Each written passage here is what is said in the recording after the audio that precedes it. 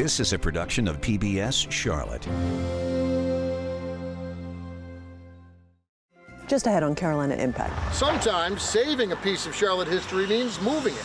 I'm Jeff Sonnier. We'll show you how this move is giving new life to a century-old Charlotte schoolhouse. Plus, it's a story of survival. We'll meet a woman who turned her hardships into a way to help others. And we'll take you to what Travel and Leisure named the most beautiful and affordable place to live in the country. And it's just down the road. Carolina Impact starts now.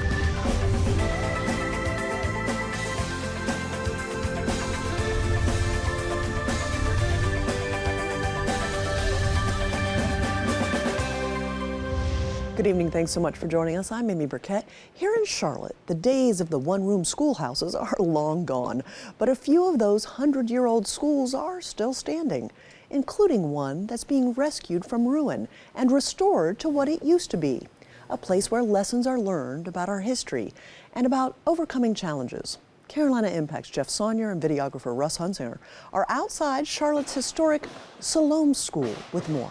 Yeah, back in the 1920s, this is what a rural African-American school looked like here in Charlotte. There was no electricity, there was a fireplace for heat, and there were kids of all ages all learning together in one big room. Now, you can read about these schools in the history books. You can see the pictures, too. Or you can come here to the Charlotte Museum of History and see the old Siloam School for yourself.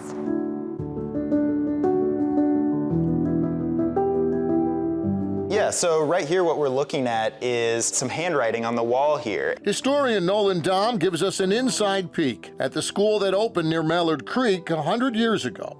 And we know that there were lots and lots of children in here. So whether it was an elementary student, you can just see somebody who came over this wall and practiced their ABCs right here. Memories from a century-old classroom held together today by these temporary timbers for now. When the school was originally constructed, this would have been a bay of windows. Large windows, you can see the outlines there. Huge windows here letting in a ton of natural light. But at least Siloam School is still standing. It was a big challenge.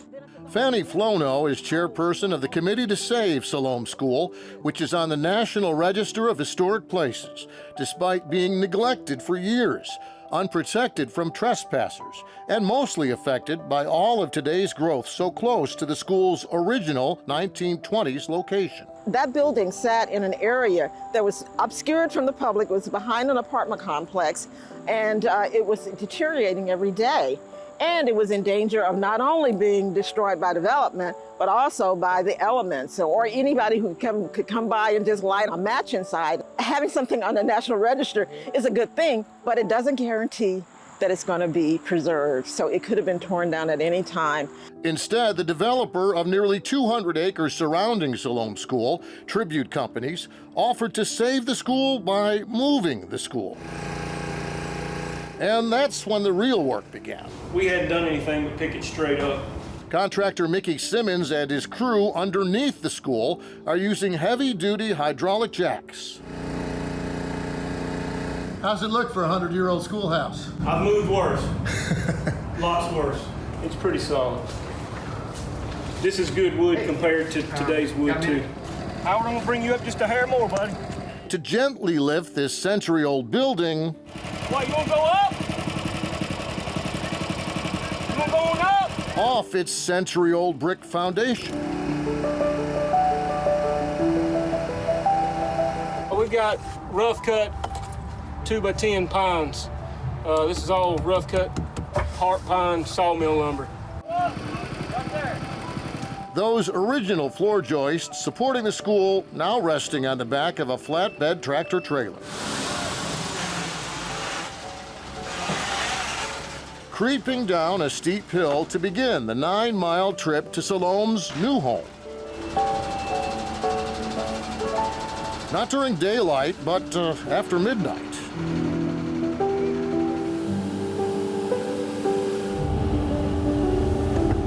Before finally arriving here at the Charlotte Museum of History. And I gotta tell you, when this building was actually moved here, I breathed a sigh of relief, because what was historic about it, and what were the lessons that we could learn from a building like this about education of Black people back in those days, about the quest for equality and how people of different backgrounds can come together and join forces to do something that is good for the community. Flono explains that back in the segregated 1920s, the county only paid for the school's land and its teachers. Free blueprints for the school came from the Rosenwald Fund, which built rural African-American schools all over the South. But money for Siloam School came from the families in Mallard Creek's own black community, volunteering the materials and labor, too, for a school that really was built by them and for them, and also built to last. This building is great. Not a lot of rot, not a lot of wood we need to replace, really good stuff. And surprisingly so for a building that has essentially been abandoned for a few decades. But in fact, this building has an air pocket behind this wood that helps it breathe. The wood expands and contracts, right? Historians restoring Siloam School say that's why they're following those original 1920 school blueprints today, keeping the wood and the paint and almost everything else original too. When you walk in, what would it have felt like to walk in 100 years ago? If you want an answer to that question, it's going to be right here. And we're going to show you why it's important to take care of buildings like this. And while workers prepare the Siloam School to tell its own story of education and segregation and restoration, Frida Behringer has stories too. Walking up the stairs, going inside, being a clean space. I remember a kitchen and food and conversations and just feeling a lot of love. Like today, how it makes me feel to see that it's still here. For Elfrida Behringer's family, Siloam wasn't just a school. That my uncle James Young was a student here at the school. And Siloam was also home sweet home. The schoolhouse that the family made a home. My mother, Gertrude, actually lived in the house. These family photos show Elfrida on the right with her mother and brother and sister, and her grandfather, Nelson Young, who bought Siloam School back in the 50s for $550, living there with his family until the 70s, when Elfrida's uncle turned the old school into an auto repair shop, an entire family tree with its roots in Siloam School. Not all of them lived in this building as a home. But the tight-knit family that they were and that we still are is important. The things and the lessons that they taught us, the kind of life that they lived and things that they wanted for their children, the values that they held. I'm just really proud that my family had a role in saving this historic building, and I'm grateful for those lessons. Yeah, those family memories, the old photos, and the schoolhouse itself, all combining together to remind us that even in a high-tech world like we live in today, we can still learn something about how it was 100 years ago. Amy? Thank you so much, Jeff. On our website, pbscharlotte.org, you can click on links to find out more about the Siloam School and other Rosenwald schools here in the Carolinas, including the actual plans from the 1920s they used to build those original one-room schoolhouses. Well, you never know when it might happen. A life-changing event or news that alters the course of someone's life. How that person deals with it is another story. Carolina Impact's Jason Terzis joins us now with an amazing survival story and the human spirit. It truly is. Well, imagine for a moment being in a car accident, one that left you confined to a wheelchair. How would you react? How would you then approach the rest of your life? We're about to introduce you to someone who faced that very challenging question. But instead of possibly sinking into a depression and viewing the accident as something that happened to her, she says it's something that happened for her. Yeah, because the ball just came back because we had a side out, okay? From the moment you meet her, you can feel her energy. And you're gonna get your paddle up, and you're gonna spread your feet. That's right, hold your paddle up and get ready. An unwavering positive outlook. From 1 to 3 on Wednesdays, we get to come out, laugh, and just have a good time. She is a dynamic woman that, sees an opportunity, sees something that she wants to do and goes and gets it. And a can-do spirit. There was nothing in me that told me to give up. Never mind the fact that she's confined to a wheelchair. Come on, hit it. Woo! And I began to realize that my life was full because of the accident. Admittedly, Twyla Adams was not an athlete growing up. Music, church, played in marching band, student council, beta club, whatever was available, but not sports. She joined the military in 1980, serving her country in the Army for 11 years. I was at Fort Campbell a couple of times, Korea a couple of times, lived in Turkey. My job was transportation management, so I was in charge of moving assets, including people. But 3 years after coming home to Charlotte in 1994, Twyla's life forever changed. I was making a right turn. I looked to my left. I saw a lady continuing through the light, and I swerved to miss her and bumped the front end of a car at the light. And at that moment, when I opened my eyes, I knew that there was something wrong. I'd been told that I broke my neck, C4, C5, which controls extremities, which from the neck down, I was paralyzed. The news? Devastating. Even after surgery, Twyla's prognosis wasn't good. That I would always be in a wheelchair, I would not be able to live by myself, and they weren't sure if I would be able to go back home. But for Twyla, that's where the unwavering positive outlook and can-do spirit kicked in. I said, and don't tell me what I can't do. Let's talk about the possibilities. He said, well, you're gonna need a wheelchair. And I said, okay, then we'll get a wheelchair. And he said, he talked to my parents, he said, I don't think she understands. And my dad looked at him and me, and he said, if she said she's gonna get up, she's gonna get up. That's where the tenacity comes from my parents. Because there's no reason for me to stay in a place of pity and shame. My goal is, I'm still here, I'm still alive. So if I'm still alive, there has to be some reason for all of this. Let it go, let it go, let it go, out. Over the last nearly 3 decades, Twyla has regained use of her arms and some use of her legs. She's able to stand and walk short distances and load up her car with her gear. And she turned that same can-do attitude of life towards sports. Come on and hit it. It opened up a whole brand new world. I look at sports from a different level. To be an actual competitive athlete on the level that I am now is absolutely amazing. She does everything from tennis to kayaking, shooting, fencing, and her new fave, pickleball. One, hit it hard like a dip ball. A participant in the Met County Senior Games and National Veterans Wheelchair Games, Twyla also teaches others how to play the games she enjoys. You got another point. Look at you. You're gonna be hot shot in a minute. Get over there. She's got the heart of gold that just wants to get everybody doing what they love to do. Twyla has always been the hardest working lady I've ever known. Her story resonates with everybody. Twyla is also an active participant in Atrium Health's Adaptive Sports and Adventures program, or known simply as ASAP. The Adaptive Sports and Adventures program has been around since the mid-1990s. It started with some basketball and some water skiing, and through the years it's continued to grow and add sports. It's amazing. It touches a lot of lives. It really keeps, it kind of brings you out of the shell if you're in kind of a self-esteem issue or kind of whatever you're dealing with. The program features roughly a dozen sports and activities, helping hundreds of adults and children around the area get out and have some fun. I'm proud. I'm proud to be a part of it. I'm proud to see the growth. The athletes definitely provide an opportunity for me of introspection and opportunities for me to grow as a person, as a therapist, and as their leader as well.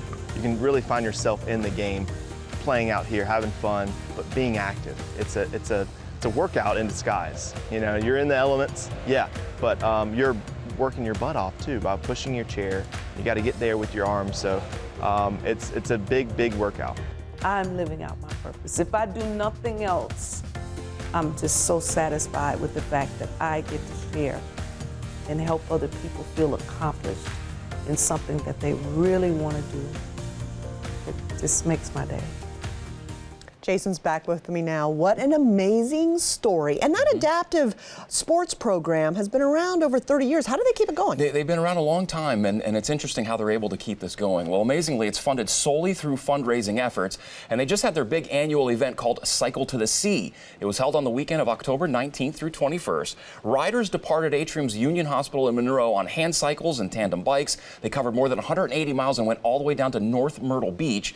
Veteran riders are paired with new riders to help build camaraderie. Other fundraisers include a tennis tournament and a triathlon for kids. So they're really trying to support this program, and it's something I didn't know about until just a couple weeks ago. You know, that's the fun I love of the stories that you bring us, because we're always learning something new about this beautiful area that we get to call home.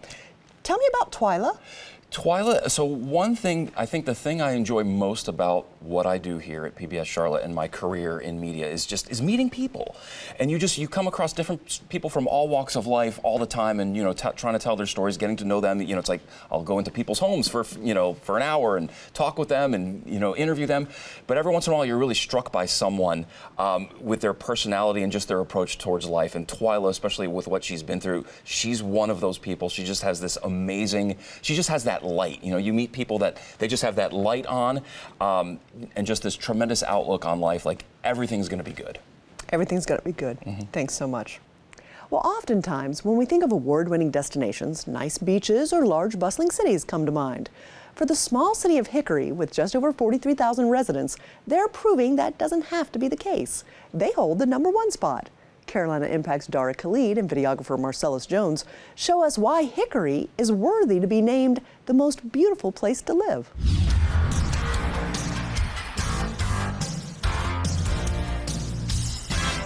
Whether they're walking, sitting with friends, or riding by, the people of Hickory we met say they always find a way to enjoy what the outdoors has to offer. I like to be outside, and Hickory's kind of a place that's built and continuing to be developed as a place where you can really appreciate being outside. When you're downtown, you'll find fashionable boutiques, places to eat, modern apartments, and the City Walk, which attracts tourists and locals alike.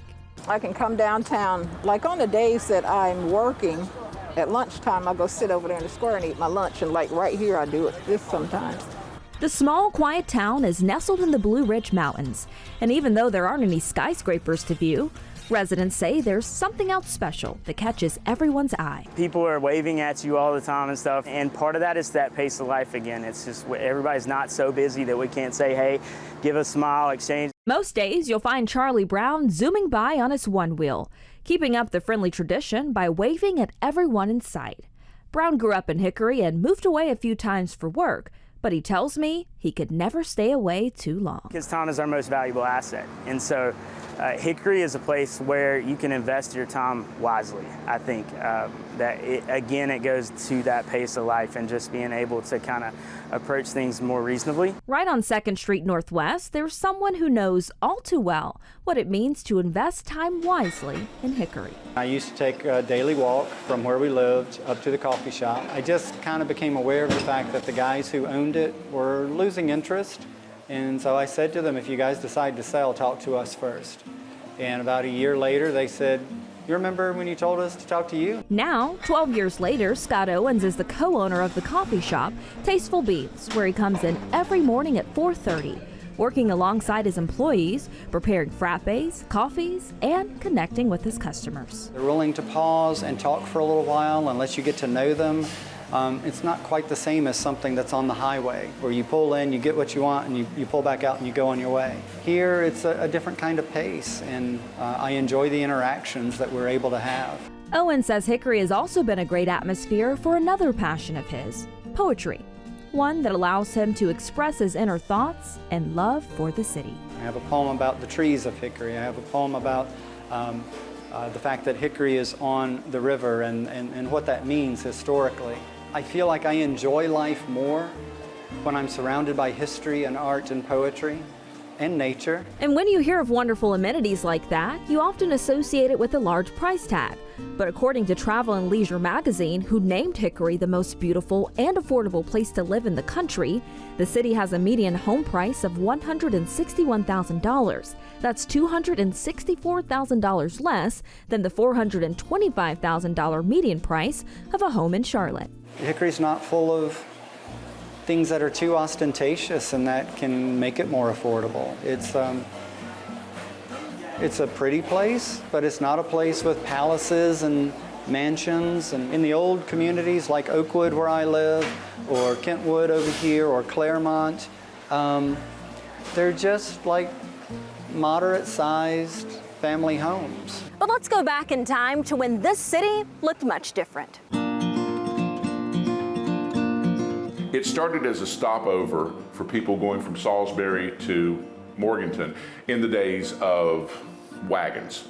Around 1784, there was someone who built a cabin as a lodge, and it was named Hickory Tavern. And throughout the early 19th century, it was a place that people spent the night, had a few drinks, came in for a meal as they were on their way either to or from Morganton on their way to Salisbury. In 1870, Henry Robinson and Dolph Shuford established the town of Hickory Tavern. Then, in 1873, the name was changed to the town of Hickory, and in 1889, it became the city of Hickory.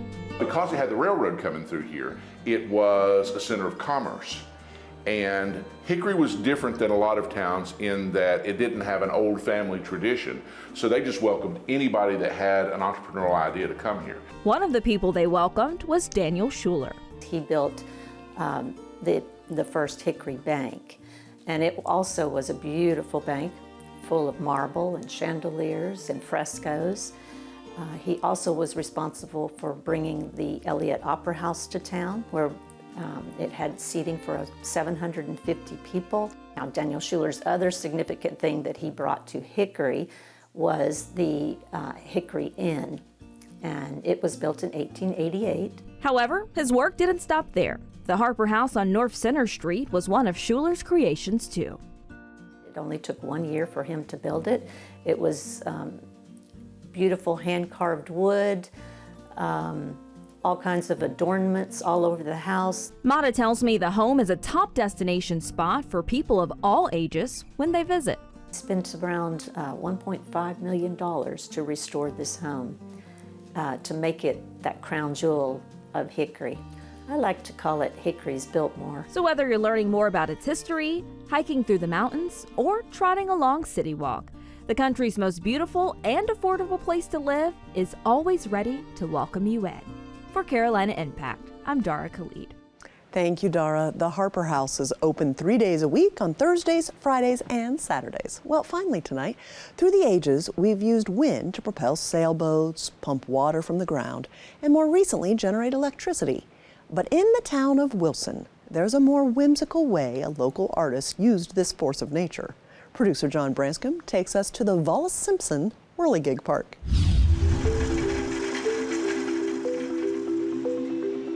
It's incredible. When you stop and actually look at each one and you go back, you're finding more and more details.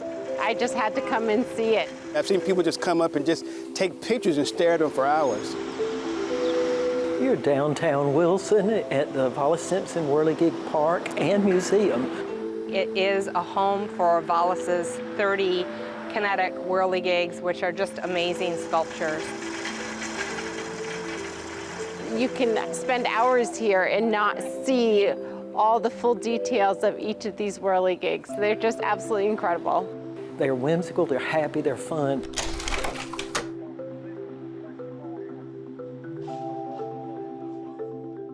My dad was a very hard worker, came up in Wilson County.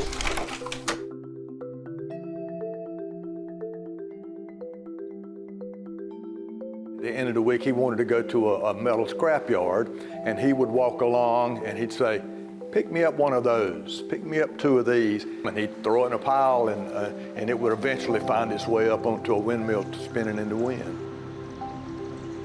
He used his creative side to use the things he had to enjoy. He meticulously cared for it, greasing it and prepping it and touching up paint and stuff like this.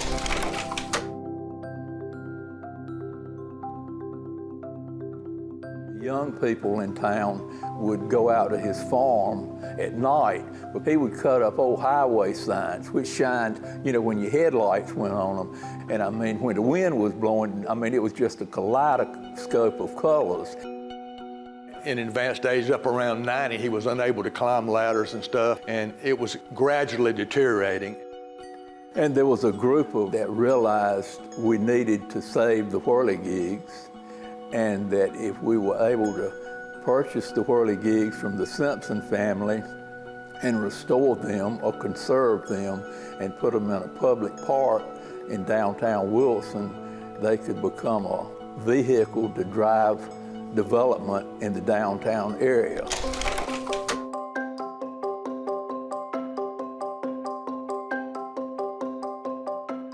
Some of them were easy. They just lifted off with a lift, and we made a stand to put them on a trailer to come back.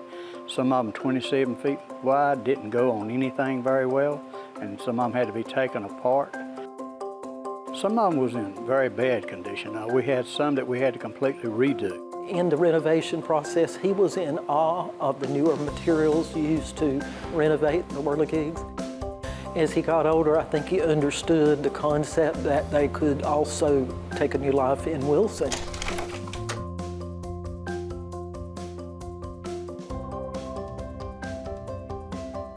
The park has truly been a catalyst for the redevelopment of historic downtown Wilson. We have seen properties around downtown being purchased, renovated, businesses opening up in these properties, residential units being created in these properties, most of which were completely boarded up and unused before the park.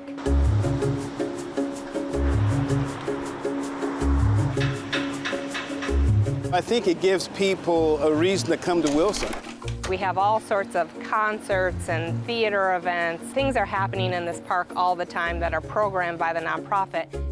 As he neared the end of his life, I think he really captured the idea that he had been doing something super creative and that others enjoyed it. And I think as he went to his glory, he understood that other people considered him an artist. For me, art is a gift, and it's a gift that needs to be shared. Bring the kids, bring the family. It's just a beautiful spot to take a moment and unwind and unplug and enjoy it. Okay, that's the most whirligigs I've ever seen in one location. Thanks so much, John. Throughout his art career, Vollis Simpson received several commissions, including creating custom whirligigs for the 1996 Olympics in Atlanta. And in 2013, the state legislature named his whirligigs the official folk art of North Carolina. Well, if you have an amazing story idea, we'd love to hear about it. Email us the details at stories@wtvi.org. Well, that's all the time we have this evening. Thanks so much for joining us. We always appreciate your time. I look forward to seeing you back here again next time on Carolina Impact. Good night, my friends.